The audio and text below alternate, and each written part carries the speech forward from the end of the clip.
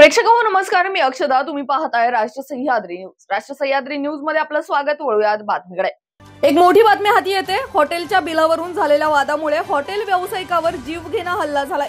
ही घटना पारनेर तालुक्यातील निघोज येथील हॉटेल जत्रा येथे घडली आहे. 3-4 जणांच्या टोळक्याने हा हल्ला केला असून हल्ल्यामध्ये धारदार शस्त्रांचा वापर केलाय. हॉटेल व्यावसायिक प्रवीण भुकन यांच्यासह 2 जण गंभीर जखमी झाले असून हॉस्पिटलमध्ये उपचार घेत आहेत. हॉटेलमधील अनेक वस्तूंची तोडफोड सुद्धा हल्लेखोरांनी केली असल्याची माहिती हॉटेल व्यावसायिकांनी दिली आहे. सर्व घटना सीसीटीव्ही फुटेजमध्ये कैद झाली आहे. ब्युरो रिपोर्ट, राष्ट्र सह्याद्री न्यूज, अहमदनगर.